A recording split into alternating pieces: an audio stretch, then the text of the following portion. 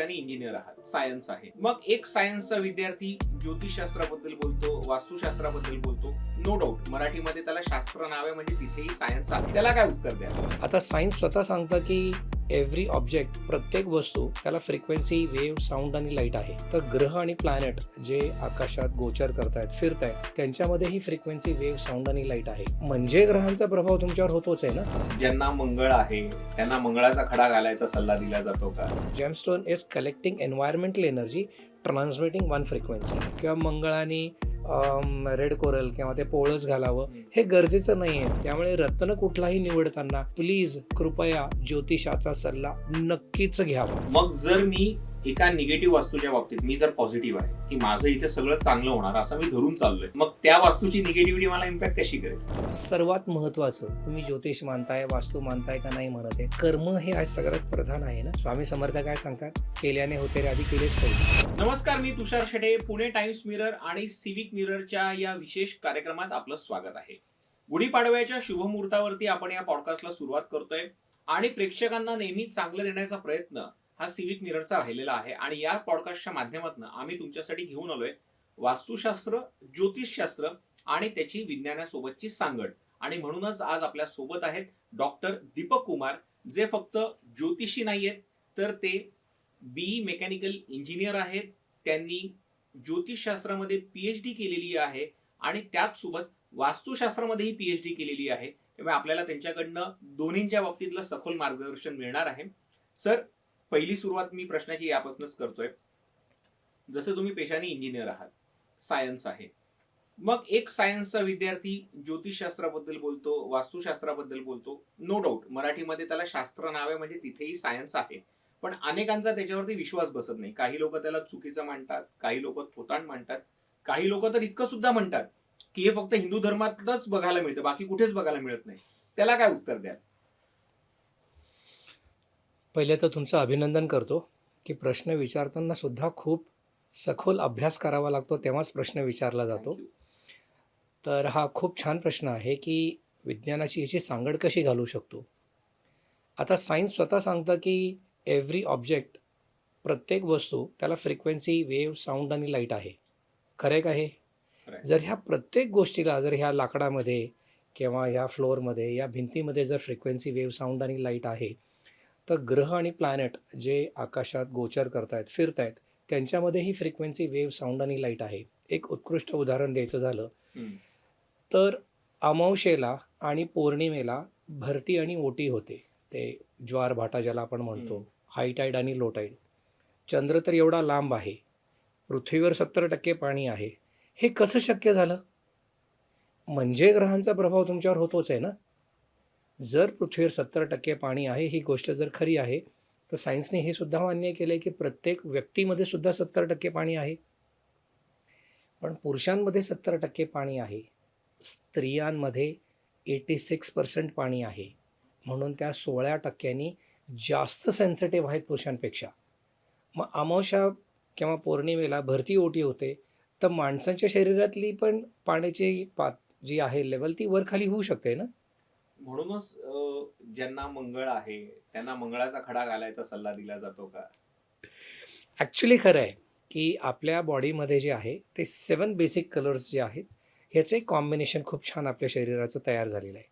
आणि एखादा कलर जर कमी पडत असेल तर त्या कलरला ते कसं आहे माहिती आहे का, की that gemstone is collecting environmental energy, transmitting one frequency. ते काय करत आहे की सूर्याखाली जर आपण एखादा रंगीत कागद लावला, लाल रंगाचा कागद लावला, तर त्याच्या खाली उभा राहणाऱ्या प्रत्येक व्यक्ती लालच दिसणार आहे. एक्झॅक्टली ह्या प्रिन्सिपलवर आधारित हे आपण जेमस्टोनचे रत्न आपण देत असतो की भाऊ, ही तुला जर फ्रिक्वेन्सी कमी पडते तर हा रत्न घाल. आणि हे गरजेचं नाही आहे की कन्या राशीने बुधाचाच घालावा किंवा मंगळाने रेड कोरल किंवा ते पोळस घालावं, हे गरजेचं नाही आहे. तो ग्रह कुठे आहे त्याच्यावर अवलंबून आहे.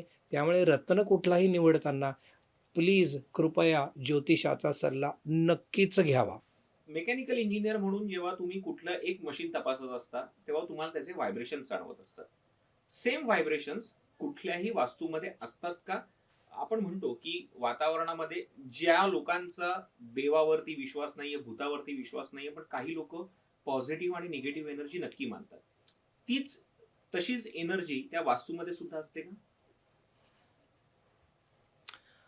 अजून एक खूप छान प्रश्न, की जसं आपलं सायन्स सांगतं, की प्रत्येक गोष्टीमध्ये ध्वनी, ऊर्जा, कंपन आणि प्रकाश ह्या चारही गोष्टी जर आहेत, तर प्रत्येक जॉमेट्रीला पण एक अर्थ आहे. प्रत्येक जी काही ऊर्जेचं जर आपण हे बनवतात, श्रीयंत्र तुम्ही बघितलं असेल, उत्कृष्ट उदाहरण आहे. आपली प्राचीन मंदिरं बघा तुम्ही, त्याच्यामध्ये 3 वेगळ्या प्रकारची मंदिरं मी बघितलीत आजपर्यंत. एक म्हणजे गर्भाशय असलेला एक मंदिर, जिथे खाली शिवलिंग आहे आणि वरती त्याचा कलश आहे. दुसरं आहे की एक मंदिराचा गाभारा आहे आणि एक सभामंडप आहे. तर सभामंडपमध्ये दगडाचा कासव असतो. त्याला 3 डिग्रीचा एक स्लोप दिलेला आहे आणि वरती जो काही कलश आहे, तिथे खाली उभं राहून जेव्हा तुम्ही टाळी वाजवता, तेव्हा ती स्पंदनं गोल फिरत स्पायरलमध्ये वरती जातात आणि खाली परत येतात. तेव्हा त्याचा इफेक्ट माणसाच्या शरीरावर 4x4 म्हणजे 16 नाही होत. त्याला आपण इंग्लिशमध्ये रेझोनन्स म्हणतो. तो 64% वाढलेला असतो. हम्म. म्हणून आरती ही गाभाऱ्यात उभं राहून केली जाते, जेणेकरून ज्या आरतीच्या ध्वनी, कंपन आणि ऊर्जेचा जो काही निर्माण झालेला आहे, तो माणसाच्या शरीरावर 64% परिणाम करावा आणि ती सकारात्मक ऊर्जा निर्माण करून त्याचे जे काही नकारात्मक विचार, एनर्जीज, फ्लो असतील ते गळून पडावे, म्हणून आपण ह्या सगळ्या गोष्टी करत असतो. तर प्रत्येक जॉमेट्रीला एक अर्थ आहे. मग एखादी वास्तू चांगली असेल, ती जर सकारात्मक असेल, तर ती एखाद्याला लाभली आणि दुसऱ्याला लाभली नाही, याच्या मागे नेमकं काय सायन्स असेल? एक लक्षात घ्या, पहिले तर ह्याचा एक थोडासा इतिहासात जायची माझी इच्छा आहे.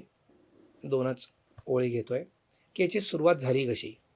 साधारणपणे 10 ते 13,000 वर्षाच्या दरम्यानमध्ये काय झालं, आपले जे पूर्वज होते ते काही काम करायला गेले ना, की एखादं छोटं काम असेल ना, ते पण आहे ना खूप लांब वेळ घ्यायचा. ते काम लवकर होतच नव्हतं आणि काही मोठी-मोठी कामं आहेत, एखाद्या विशिष्ट दिवशी सुरू करायला गेले आणि त्यांना असं वाटायचं, की याला खूप वेळ लागणार आहे, पण ते चटकन होऊन जायचं.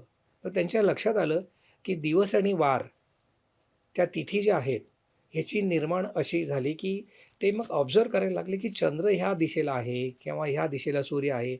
तर कुठल्या दिवशी आपण काम सुरू करतो, तर ते डिले होऊन जातं आणि कुठल्या दिवशी एखादं खूप महत्त्वाचं काम असतं, ते असं चटकन होऊन जातं. तर हे त्यांनी असा त्याचा शोध लावायला सुरुवात केली आणि त्या काळी, म्हणजे त्या काळी डोळ्यावर चष्मा नव्हता बघा. तुम्ही इमॅजिन करा, की अर्थची जी सेंटर लाईन आहे, त्याला 3 डिग्री वर आणि 3 डिग्री खाली असं 7 डिग्रीजमध्ये त्यांनी 28 गॅलॅक्सी शोधल्या. हम्म. त्या गॅलॅक्सीजला त्यांनी नावं दिली. बरोबर आहे. आज तागायत ती नावं चालू आहेत खरं आहे. आणि त्याच्यावर एकही प्रश्नचिन्ह सायन्सने कधीच उभा नाही केला. मग त्या डिग्रीजमध्ये तुम्ही त्या नक्षत्रावर जर काम केलं, तर तुमची कामं पटकन होतात. बरोबर. अरे, आपण आज आपल्या मुलांना का शिकवतो, की त्यांनी त्यांचा उत्पन्नाचा मार्ग त्याच्यातनं काहीतरी सुरू करावा म्हणून. हम्म. तसं आपल्या पूर्वजांनी आपल्या उत्कर्ष करावा म्हणून ज्योतिष आणि वास्तू शोधलंय ना. बरोबर. तर त्या आधारावर एखाद्या माणसासाठी, बरं कुंडली म्हणजे काय एक्झॅक्टली? तर जेव्हा एखाद्या बाळाचा जन्म होतो, त्यावेळी जेव्हा त्याची ॲम्बिकल कॉर्ड, हम्म. जेव्हा ती अशी कट केली जाते, तेव्हा जसा हा कॅमेरा आपलं प्रत्येक मिनिटाला एक चित्र घेत आहे ना, तसं कॅमेरा जो काही फोटो घेतो, हम्म. तसा फोटो तिथे निर्माण होतो हम्म. त्याच्या ॲम्बिकल कॉर्डवर. आणि हा फोटो म्हणजे काय, तर planetary position at the time of birth, हम्म. म्हणजे आभाळात असलेल्या ग्रहांची स्थिती त्या पर्टिक्युलर क्षणावर, म्हणजे त्याच्यावरून त्याचं भविष्य हे आपण थोडाफार अंदाज लावू शकण्याची क्षमता म्हणजे कुंडली. बरोबर. आधारित ग्रहांची स्थिती म्हणजे कुंडली. त्याच्यावरून आपण सांगू शकतो, की सर तुमची 7.5 आत्ता संपली आहे 29 मार्चला.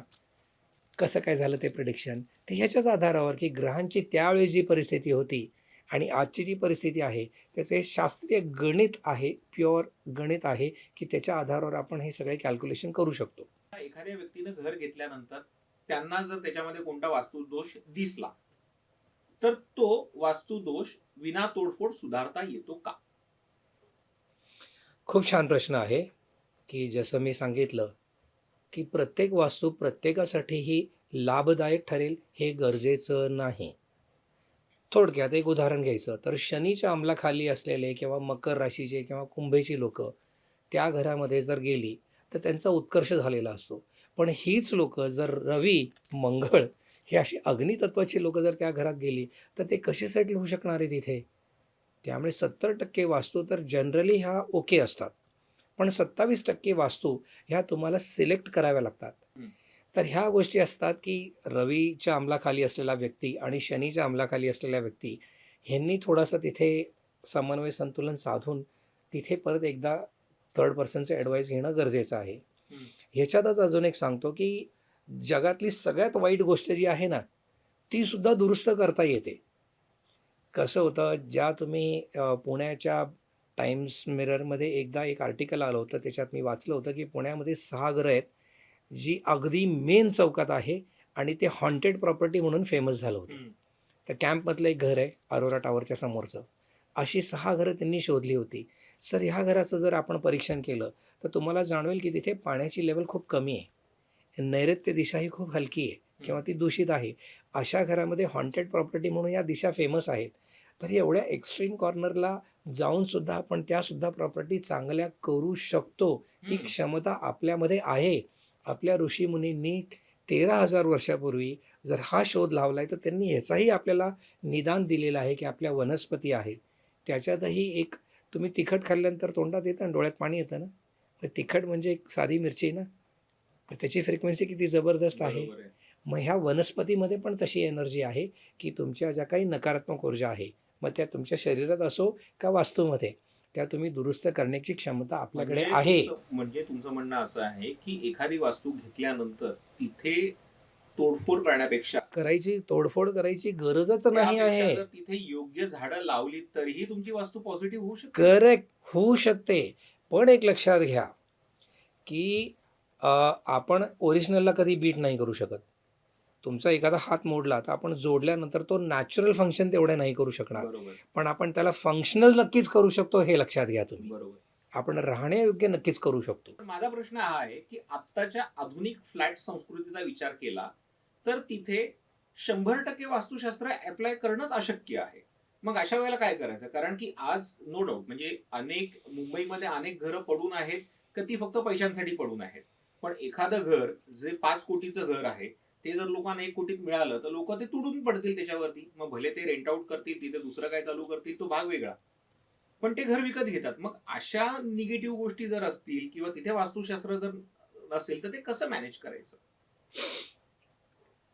खूप छान ज्वलंत उदाहरण आहे आजच्या समाजाचं, की एका फ्लॅटमध्ये तो फ्लॅट त्या बिल्डिंगच्या कुठल्या कोपऱ्यावर आहे त्याच्यावर अवलंबून आहे. एक तर सगळ्यात पहिले एक लक्षात घ्या, सर्वांनी ऐका हे खूप लक्ष देऊन, कुठलीही वास्तू सर्व गुणसंपन्न असू शकत नाही. 100% वास्तू नाहीच आहे. असूच शकत नाही. एक छोटंसं उदाहरण, कुठलाही व्यक्ती जगातला सर्व गुणसंपन्न आहे का? जर एखादा माणूस स्वतःच जर सर्व गुणसंपन्न नाही आहे, तर त्यांनी बनवलेले प्रॉडक्ट सर्व गुणसंपन्न कसे असू शकतात? आपण त्याच्या खूप जवळ जाऊ शकतो. You can be very close to the perfect, but nothing is perfect. Understand this. There is a difference. तर आपण वास्तूच्या किती जवळ आहोत, ह्याचा नक्कीच माणसावर परिणाम होत राहतो. आणि असं नाही आहे की फक्त भारतातच वास्तू वास्तू झाली. नाही, हा चुकीचा समज आहे. येणाऱ्या पिढींना हे सांगणं खूप गरजेचं आहे, की वास्तू ह्याचं जरी आपण जनक असलो, वास्तूमध्ये आपण खूप अभ्यास केलेला, खूप खूप सखोल अभ्यास केलेला आणि जेवढा आपली जर जुनी मंदिरं बघितली, तर जेवढं आपण आर्किटेक्टवर काम केलं आहे, जगात कोणीच नाही केलेलं. पण जगामध्ये वास्तू नाही केली का? केली आहे. चायनामध्ये फेंग आहे, जपानमध्ये आहे, लॅटिन अमेरिकामध्ये आहे, इजिप्तमध्ये आहे, युरोपियन कंट्रीजमध्ये वास्तू आहे. त्यांचेही नियम आहेत, त्यांचेही शास्त्र आहेत. त्यांनी त्यांच्या परीने सांभाळलेले आहेत. आपण आपल्या परीने सांभाळलेत. भारतामध्ये पण फक्त 4च स्टेट्समध्ये वास्तू ही खूप उदयास आली. एक गुजरात राजस्थान बॉर्डरला, दुसरी मराठा वास्तू जी महाराष्ट्रामध्ये खूप फेमस झाली, ज्याला वाडाशास्त्र म्हणतो आपण. जर तुम्ही गेलात, तर मधला भाग जो आहे ब्रह्मस्थान, तो ओपन टू स्काय आहे. तर ते एक शास्त्र आहे. तुम्ही जर तमिळनाडूला गेलात, तर मयतम आणि मानसारम नावाचे तिथे ग्रंथ वापरले जातात. खूप म्हणजे त्याला बायबल ऑफ वास्तुशास्त्र म्हणतो. ते ग्रंथ वापरतात, त्यांना फॉलो करतात. आणि कलकत्त्यामध्ये तांत्रिक वास्तू झाली. तर असं नाही की फक्त आपणच करतोय, बाकीचे लोकं पण करतायत. आणि एक लक्षात घ्या, ह्याचा मूलभूत आधारस्तंभ फक्त तुमचा आणि तुमचा उत्कर्ष कसा करता येईल, हाच एक हेतू आहे. बरोबर. सर एखाद्या म्हणजे मगाशी तुम्ही एक हॉन्टेड हाऊसचा किस्सा सांगितला. आता माणसाच्या मनात एक अनामिक भीती बसलेली असते. जर मी तुमच्यासोबत एका ठिकाणी आलो, मला ती वास्तू काय आहे मला हेच माहित नाहीये आणि मी तिथे गेलो तर कदाचित मला भीती वाटणार नाही. पण तुम्ही मला सांगितलं एखादी चांगली वास्तू असेल आणि तुम्ही जर मला म्हणाले ती तिथे जाऊ नकोस, ती हॉन्टेड प्लेस आहे, आता तर मी तिथे जायलाच कचरेन. सो हा सगळा इम्पॅक्ट आहे, हा सायकोलॉजिकल इम्पॅक्ट आहे. So Vastushastra, neutral effect, negative effect, positive effect या सगळ्यावरती सायकोलॉजी किती इफेक्टिव्ह आहे? अरे खूप छान, मस्त. आता एक गंमत सांगतो. मी कोणाच्या अगेन्स्टमध्ये नाही, कोणाच्या फेवरमध्ये नाही. माझं जे रीडिंग आहे ते मी सांगतो, हे पूर्णपणे माझ्या जबाबदारीवर, माझ्या एज्युकेशनवर आणि माझ्या समजवर मी सांगतोय. मी काही ठिकाणी गेल्यानंतर मला प्लास्टिकचे पिरामिड दिसले, रेमेडी म्हणून वापरलेले. मी त्यांच्या अगेन्स्टमध्ये नाही आहे, पण माझं एक अंडरस्टँडिंग असं आहे. मी स्वतःला प्रश्न विचारला की भाऊ, पिरामिडचा जन्म कशासाठी झाला? What was the basic purpose of pyramid? To preserve a dead body, correct? मला घरात डेड बॉडी प्रिझर्व करायची आहे का? नाही ना. दुसरं, pyramid was made with a natural source of material, limestone, mud, दगड. Plastic is a natural source of material. बरोबर आहे. तिसरं, sir, this pyramid is horizontal vertical to the ground. When I am mounting, जेव्हा मी ते भिंतीवर असं लावतो, इज इट परपेंडिक्युलर हॉरिझॉन्टल? नाही ना. Purpose defeated. And the last thing is, sir, very honestly मी थोडासा स्वार्थी म्हणून सांगतोय की मला 50% कमिशन मिळते, खरंय, तर मी विकतोय.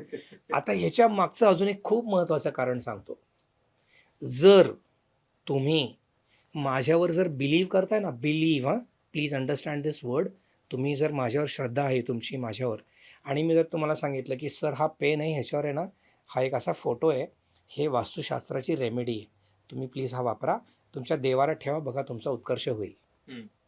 सर, हा पेन काम नाही करत आहे, तुमची माझ्यावरची श्रद्धा काम करते सर, हे लक्षात घ्या. तर श्रद्धा ही खूप महत्त्वाची आहे. मी 5वी पिढी आहे ज्योतिष वास्तूमध्ये. इथे धान्यशास्त्र एकेकाळी वापरत होते, कारण की तेव्हा हे सगळं नव्हतं मिळत. 200 वर्षापूर्वी हे सगळं नव्हतं मिळत. तेव्हा वनस्पती वापरायचे आणि सगळी रत्नं पण नव्हती मिळत. तर तेव्हा रत्न अध्याय होता, तेव्हा वनस्पतीशास्त्र होतं, तेव्हा धान्यशास्त्र होतं. धान्यशास्त्र आजही आम्हाला माहिती आहे, पण फ्लॅटमध्ये हळद टाकली तर ती टाईल पिवळी होईल ना, म्हणून ते धान्यशास्त्र थोडंसं आज आपण अवॉइड करतोय. पण धातुशास्त्र मात्र अजूनही चालतं आहे. See, environment understand geometry, it understand symbols. So आपण त्याचा वापर करून त्या ऊर्जेला सकारात्मक बनवण्याचा प्रयत्न करतोय. अशी तुम्ही रेमेडीज वापरा की ज्या खरंच सायन्सवर आधारित आहेत. त्याला कोणाच्या बिलीफ सिस्टमची गरज नाही आहे. माझा इथे एक प्रश्न आहे, तो कॉन्ट्रडिक्टरी, कदाचित तुम्हाला तो आवडणार नाही. आता तुम्ही म्हणालात की लोकांची बिलीफ सिस्टम काम करते, तुमची पॉझिटिव्हिटी काम करते. मग जर मी एका निगेटिव्ह वास्तूच्या बाबतीत मी जर पॉझिटिव्ह आहे की माझं इथे सगळं चांगलं होणार असं मी धरून चाललोय, मग त्या वास्तूची निगेटिव्हिटी मला इम्पॅक्ट कशी करेल? सर, एक लक्षात घ्या, माणसाच्या जीवनामध्ये 3 गोष्टी काम करतात. एक, सर्वात महत्त्वाचं, तुम्ही ज्योतिष मानताय, वास्तू मानताय का नाही म्हणत आहे, कर्म हे आज सगळ्यात प्रधान आहे ना. एक्झॅक्टली, कर्मप्रधान आहे ना. स्वामी समर्थ काय सांगतात, केल्याने होते रे, आधी केलेच पाहिजे. तर आधी कर्म केल्यानंतर, प्रत्येक माणूस तर धीरूभाई अंबानी होत नाही किंवा मुकेश अंबानी होत नाही. मग त्या कर्माला काय होतं, एक जोड लागते आणि ती आहे नशिबाची जोड. आणि ह्या जोडीला, नशिबाची जोड कशी ओळखावी, तर ते कुंडलीवरून आपण थोडाफार अंदाज घेऊ शकतो. किंवा न्यूमरॉलॉजी म्हणा, किंवा टॅरो म्हणा, किंवा तुमच्या जे काही ऑकल्ट सायन्स आहे त्याच्यावरून तुम्ही नशिबाला थोडंसं वर घेऊन जाऊ शकता. बरोबर आहे. आता ह्या सरांनी ना पिवळ्या रंगाची पोखराज घातलाय. का घातलाय? नशिबाला घासतायत ना. मी डायमंड घातलाय. ते नाही, डायमंड काय करतोय, तर माझ्या नशिबाला थोडासा एक्स्ट्रा सपोर्ट देतोय, थोडंसं ढकलतोय, करेक्ट. हे काय करतोय आपण, नशिबालाच थोडंसं ब्रशिंग करतोय ना, मदत घेतोय कोणाची. एक्झॅक्टली मदत घेतोय आपण. आणि माझ्या कर्माला जे काही सक्सेस रेट आज जो काही असेल 30%, 70%, 100%, जो काही रेट असेल त्याला अजून थोडंसं ढकलतोय पुढे. म्हणूनच आम्ही दोघं इथे बसलोय. आणि म्हणूनच आपल्याकडे ती म्हण आहे, पिंडी ते ब्रह्मांडी. तर कर्मानंतर नशीब, आणि नशिबानंतर ते म्हणतात योग्य वेळी योग्य ठिकाणी. तर तुम्ही कुठे बसलात, JW मॅरिटला तुम्ही प्लास्टिक किचन नाही विकू शकत, बरोबर. आणि लक्ष्मी रोडला तुम्ही ऑडी कार नाही विकू शकत. तर त्या प्रत्येक जागेला एक महत्त्व आहे. तर तुम्ही त्या जागेचं महत्त्व ओळखा. प्रत्येक जागेमध्ये पंचतत्व आहेत, माझ्या शरीरात पण आहेत. हे आपले मॅच व्हायला पाहिजे, तर तुमचा उत्कर्ष नक्की आहे. जर आणि- होत नसेल तर करू शकतो. बरोबर. आणि उत्कर्ष जर होत नसेल आणि जर काही निगेटिव्ह व्हायब्रेशन्स असतील तर त्या सुधारता येऊ शकतील. त्याच्यासाठी या दोघांच्या म्हणजे त्या वास्तूच्या पंचतत्वाच्या आणि तुमच्या शरीरातल्या पंचतत्वाच्या व्हायब्रेशन्स या मॅच झाल्या पाहिजेत, तरच तुमचा उत्कर्ष होणार आहे. अगदी बरोबर. सर, एक प्रश्न मला तुम्हाला विचारायचा होता की एखाद्या वास्तूमधला सगळ्यात वाईट वास्तुदोष कोणता मानला जातो? आणि तुम्ही जसं मगाशी सांगितलं की कोणताही वास्तुदोष हा सुधारता येऊ शकतो. आता बट ऑब्वियस मला एक सर्वसामान्य नागरिक म्हणून एक नॉलेज आहे, ते असं आहे, ईशान्येला टॉयलेट असेल तर हा वास्तुदोष किती भयंकर आहे आणि तो सुधारता येऊ शकतो का? आता एक गंमत बघा. पहिले ते ईशान्य म्हणजे काय? तर जसं प्रत्येक व्यक्तीला सौर ऊर्जा पाहिजे, जी आपल्या पूर्वेकडून येते, आणि चुंबकीय ऊर्जा पाहिजे, जी आपल्या उत्तरेकडून येते. ह्या दोघांचं पहिल्यांदा कॉन्टॅक्ट पॉईंट कुठे होतो? नॉर्थ ईस्टला. तर नॉर्थ ईस्टचा जो कोपरा आहे ना, ती सर्वात शुद्ध जागा, प्युअर फॉर्म ऑफ एनर्जी म्हणजे ईशान्य. तसं घरातल्या ईशान्य कोपऱ्यामध्ये पण तिथे जर सकारात्मक ऊर्जा जर तुम्ही ठेवली तर तुमची विचारांची शुद्धी होते. आणि ही शुद्धी म्हणजे त्यांनी आता जे सांगितलं टॉयलेट, जर तिथे टॉयलेट असेल तर त्या एन्व्हायरमेंटल एनर्जीला ती जॉमेट्री कळते ना. मग जर तुम्ही इथे जर एखादा होल ठेवलं तर तुम्ही चांगले विचार देणार का तिथे? बरोबर. नाही देणार. पण सर, मग माझा हाच मुद्दा आहे. तुम्ही जसं म्हणतात की प्रत्येक वास्तूतला वास्तुदोष हा सुधारता येतो. मग बरोबर. तो सुधारायचा म्हणजे मग पुन्हा ते टॉयलेट बंद करायचं, हेच एक सोल्युशन आलं. सर, ह्याच्याहून चांगला एक अजून दोष आहे जो खूप फेमस आहे, आणि तो जेवढा ईशान्येमध्ये टॉयलेट आहे त्याच्याहूनही बरोबरीचा किंवा त्याच्यापेक्षा जास्त त्रासदायक ठरू शकतो. तो म्हणजे नैऋत्यमधलं टॉयलेट. हम्म. नैऋत्यमधलं टॉयलेट हे तेवढंच घातक असू शकतं. नैऋत्य दिशा ही पितरांची आहे, हम्म. आणि पितरांच्या दिशेमध्ये जर तुम्ही टॉयलेट ठेवाल तर असं समजा की तुम्ही सगळी चांगली ऊर्जा जमा केली तुमच्या घरामध्ये, हम्म. आणि जिथे तुम्ही स्टोअर करायला पाहिजे ऊर्जा, हम्म. जिथे स्टोअर करायला पाहिजे तिथे तुम्ही एक होल ठेवलाय, काय होईल? ती ऊर्जा वाहून जाईल ना. खरंय. अहो, त्या ठिकाणी तुमचं बेडरूम पाहिजे आणि घरातला कर्ता पुरुष तिथे झोपायला पाहिजे. एवढंच नाही तर त्या ठिकाणी तुमचं लॉकर पाहिजे, ते लॉकर सगळ्यात जास्त सेफ राहील. आता ह्या सगळ्या गोष्टी ज्या आहेत ना सर, आपण घराच्या केंद्रबिंदू म्हणजे सेंटर ऑफ द हाऊसमधून आपण सगळ्या दिशा ठरवतो, करेक्ट? हम्म. ज्याला आपण ब्रह्मस्थान म्हणतो. हम्म. मराठा वास्तूमध्ये ब्रह्मस्थान म्हणजे महत्वाचं मानलं. Open to the sky. एवढंच नाही तर स्त्रियांचे ड्रेस जर तुम्ही बघितले की तुम्ही गुजराती साडी बघा, ती सहावारी बघा, ती नऊवारी बघा, कर्नाटक बघा, केरळ बघा, बंगाली बघा, तर त्या स्त्रियांचे जे कपडे आहेत ना, ती नाभी was always open to the sky. त्यांना कधीच हार्मोनल प्रॉब्लेम झाले नाही, हम्म. त्यांना मेडिकल इश्यू कधी झाले नाही. आज ज्या मिनिटाला तुम्ही नाभी तुमची बंद केली, ते शमीज कमीज जे काही तुम्ही कपडे घालताय, जीन्स टी शर्ट, ज्यावेळेस तुम्ही नाभी बंद करताय ना सर, तुम्ही हार्मोनल प्रॉब्लेम्सला इन्व्हिटेशन देताय. इन ॲडिशन टू दॅट तुम्हाला मेडिकल इश्यूज राहणार आहेत. तर तसंच इम्पॉर्टन्स तुमच्या ब्रह्मस्थानाला आहे. ती स्त्रीची नाभी म्हणजे ती जी जागा आहे, ती जागा गर्भाशय आहे, तिथे येणारा वंश निर्माण होणार आहे. तर ती जागा किती स्वच्छ पाहिजे. खरंय. तसंच घराचं जर तुमचा ग्रोथ, डेव्हलपमेंट, प्रॉस्पॅरिटी तुमचा जर उत्कर्ष करायचा असेल तर घराचं ब्रह्मस्थान हे जर तुम्ही क्लीन ठेवलं, साफसुथरं ठेवलं, स्वच्छ ठेवलं, तर सर तुमची प्रगती ही विधिलिखित आहेच, तुम्ही ती करणारच आहात.